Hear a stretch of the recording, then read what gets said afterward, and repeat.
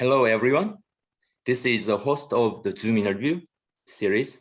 My name is Jung-seok Seo, organized by Korea Energy Information Culture Agency. This interview series invites experts overseas in the fields of energy and climate change. There are opposing views regarding 2050 carbon neutrality scenarios announced by the Korean government recently. Some argue the target is very high, while others see it the other way around. So we have prepared a series of interviews for Koreans to discuss whether Korea's 2030 NDC, which aims to cut greenhouse gas emissions by 40% compared to the 2018 level, is still low or very ambitious. By having in-depth interviews with 3 experts from the United States, Germany, and Japan, which have strived to reduce their greenhouse gas emissions, perhaps years before we did, we hope that we could learn the lessons and works that need to be done from them, such as how their countries are addressing various issues regarding greenhouse gas reduction targets. So today, we have a distinguished expert in the fields of energy and climate change from the United States. He is Dr. John Bunn, a founder and chairperson of Foundation for Renewable Energy and Environment. Dr. Bunn, thank you for being with us today. My pleasure. Let's move on, dive into the United States further. Let's talk about NDC of the United States. So could you tell us a bit about your country's NDC and carbon neutrality goals? Sure. So the NDC in the U.S. case was actually passed, submitted through the Paris Accord by the Obama administration. So one previous presidency submitted. The next presidency that came to power tried to withdraw the U.S. from the NDC negotiations.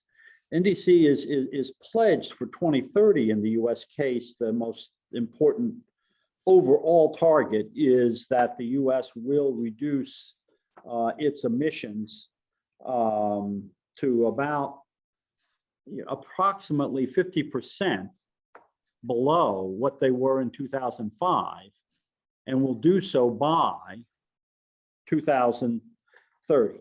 That's fairly ambitious, but the change in administration left the country without efforts to actually meet that nationally defined, determined contribution, okay? So the dilemma now, the new administration has come in and said, we are reinserting the US under that NDC from 5 years ago. But the problem that the US is now faced with is trying to catch up when the policy only had a period of roughly 20 years to succeed. It now has 15 years, and the country still doesn't have a national policy for this purpose. There may be one in the next few months with the so-called Build Back Better plan, but at the moment, a national plan doesn't exist. Thank you very much, Dr. Bunn. Could you address, talk about a little bit about how state government and local governments are doing to address climate change, and what measures they are really focusing on? Yeah, no, that's the national system in the U.S. long ago delegated much of the decision-making on, for example, electricity policy to state and local levels. There's still a federal reservation for certain parts of that policy structure, but most of the policy decisions are made at the state and local levels.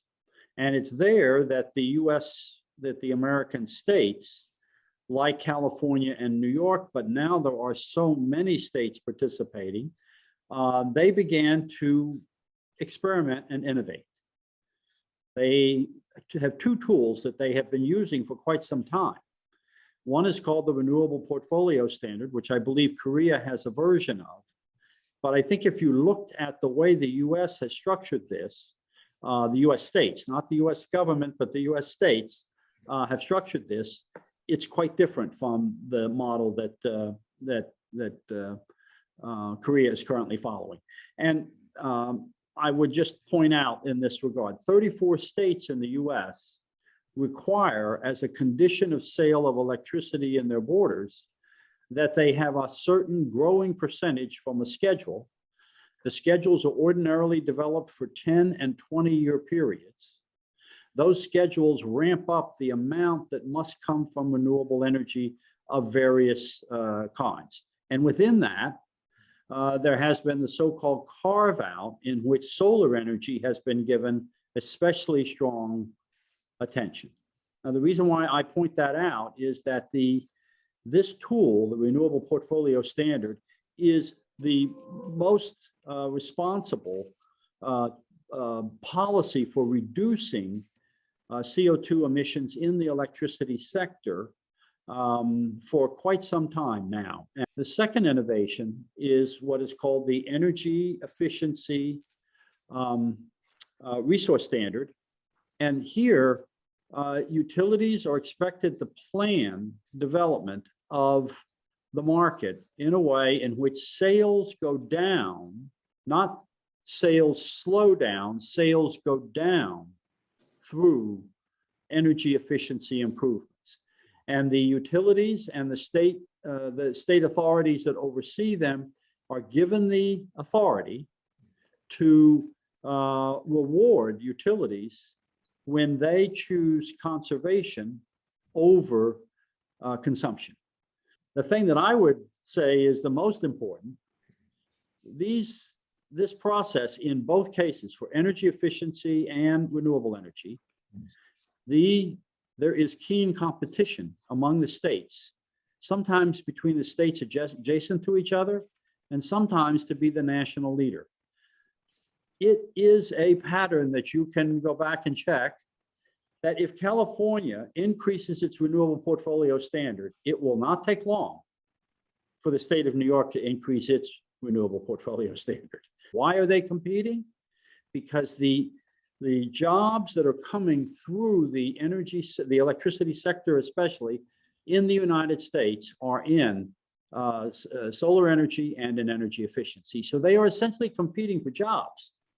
And this has given a very strong incentive. How strong?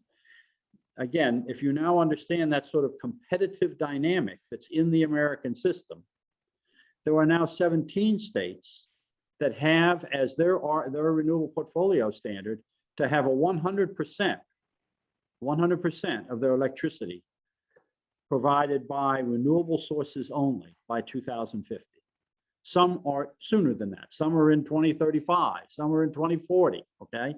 But no later than 2050. That's much faster than the Paris Agreement.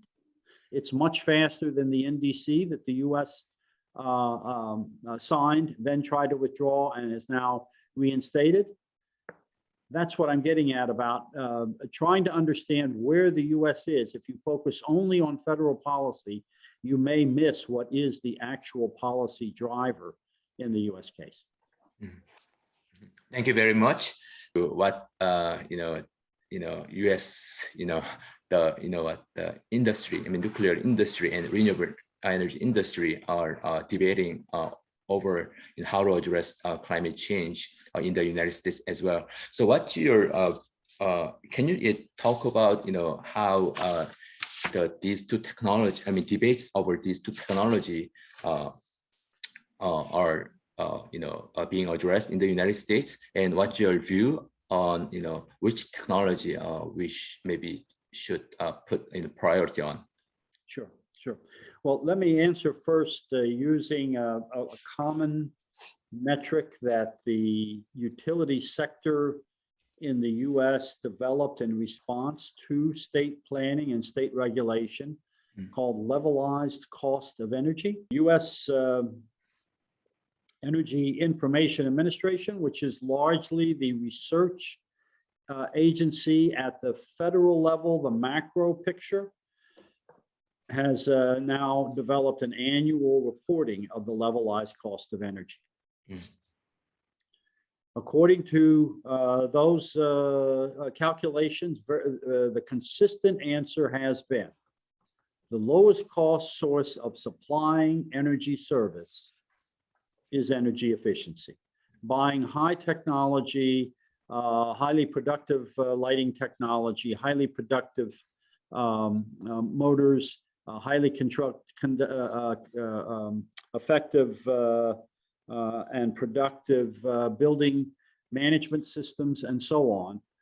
These are by far and away the lowest cost method of serving energy needs in among various users, from industry to commercial to residential. So the second is typically the more advanced natural gas technology.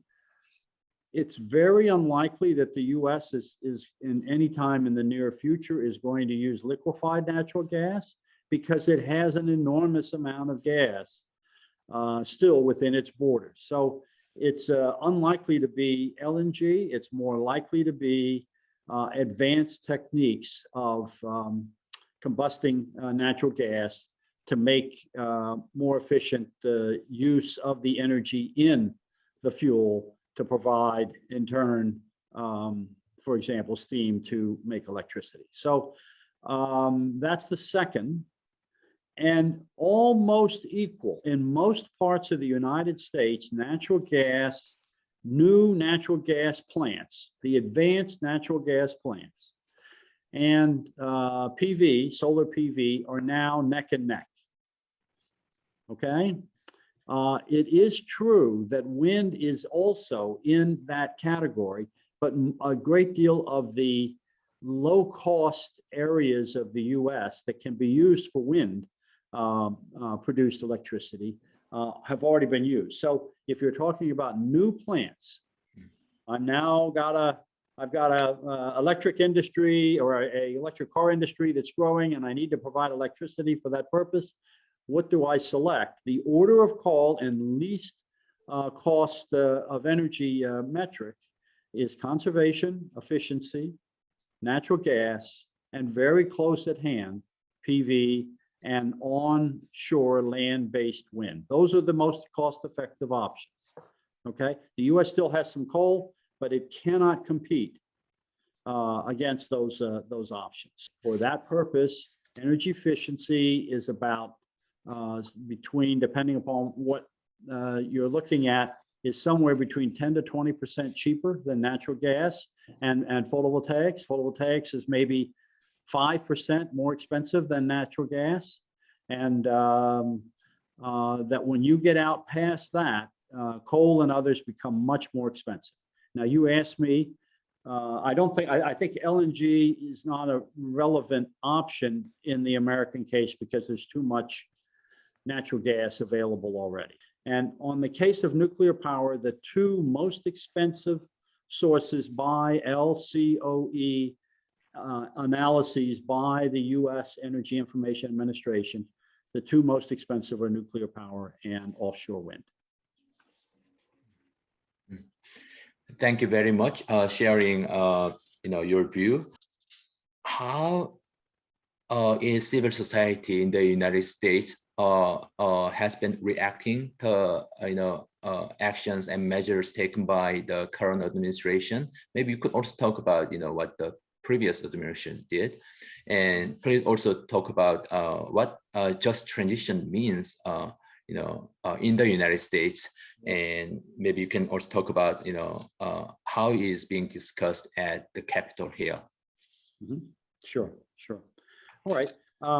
So I think that the role of civil society in the U.S. is most visible these days in shaping the most dynamic policy process in the United States, which is at the state and local level. That is not to say that there aren't civil society groups trying to urge the national government to do things. And as you mentioned, Representative Ocasio-Cortez is a leader in that regard, and she has a good deal of support from civil society for this effort. But I just want to mention that the civil society in the US has learned that you can debate at the national level and walk away with nothing. You can debate at the state and local level and walk away with something truly large. Just transition has come into the policy discussion in the US. It has been normalized. I meant to bring this particular ad with me, but the National Renewable Energy Laboratory is advertising this week for an energy justice analyst position. These are scientific laboratories. These are mostly engineers and scientists who are in these laboratories, and they will seek someone with a science or engineering background for energy justice. Why? What has happened? Why is this the case? The answers are two. The most dynamic case for moving faster toward renewable energy and toward energy efficiency in the United States is coming from those who are making the justice argument. What is the justice argument? It is that there are communities now who have lived for long periods of time with pollution associated with the extraction of fossil fuels and lived with the pollution that is concentrated in low and moderate income communities. It is people of color who have faced disproportionately the burden of this pollution because of our current energy system. So that's the first part of the justice metric, is that you must have these communities have the same fair access to clean energy and not continue to be the locations for much of the polluting energy. So that's part one. And then part two is the concern among the communities of color and low income communities in the US that job growth, which is very evident in the United States, the fastest growing source of new electricity supply has been this way for the last 5 years, is photovoltaics. That's jobs. But local communities of color, communities that live on very tight income margins, want to be a part of that job creation process.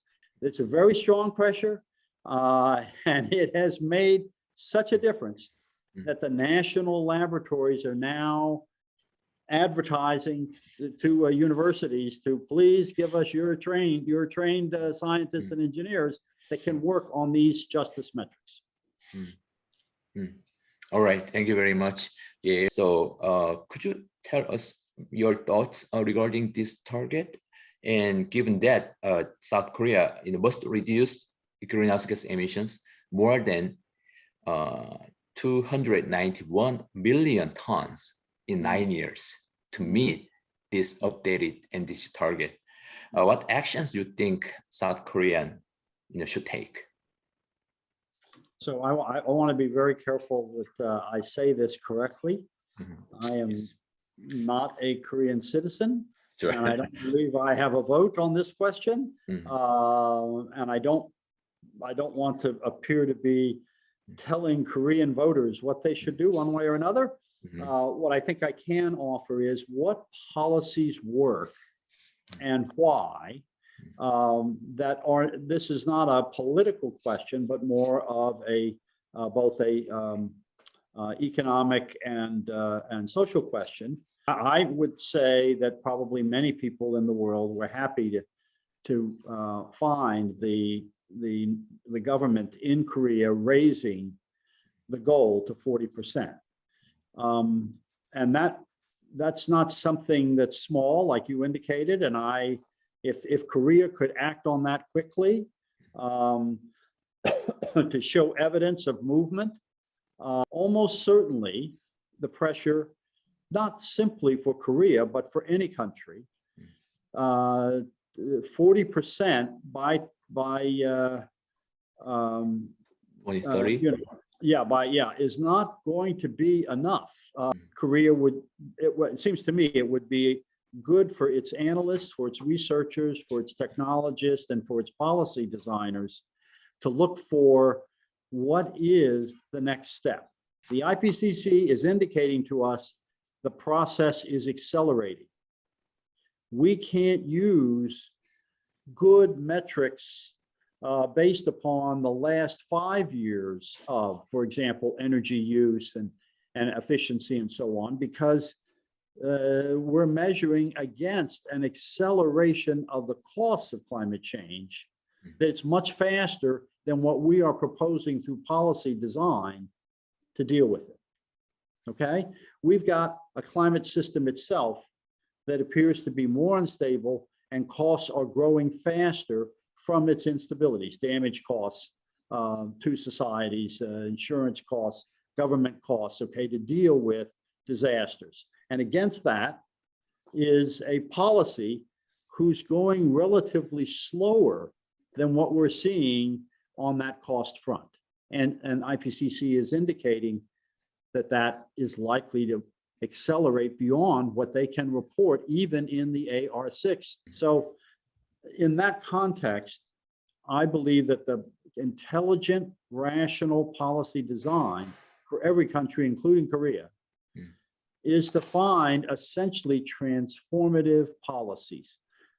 Okay, and what do I mean by transformative policies? Policies in which you are moving to not simply 50% or 40% of your energy from carbon-free sources, but you're going to have to find where is your exit ramp where you're no longer using carbon. That is, I wouldn't say that you need to do that today in terms of pledging, but you do need to do today in terms of the analysis, finding what are those transformative policies, okay? We should be asking ourselves not only, is it, how many tons are we going to save if we go 40% by 2035 or 2045 or, okay? We have to also have our scientists and analysts working on the question of what are the options we have for transformative policy in which we get to something that is zero in terms of carbon in these important vital sectors. And we're going to do that not by costing the economy too much. It's going to have to be by creating development out of the new direction and the new industries that would come up. Thank you very much, Dr. Bun.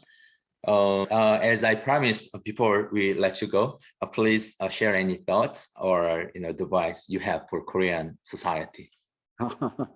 So I think I feel again humble in this regard. This is a long-lived society.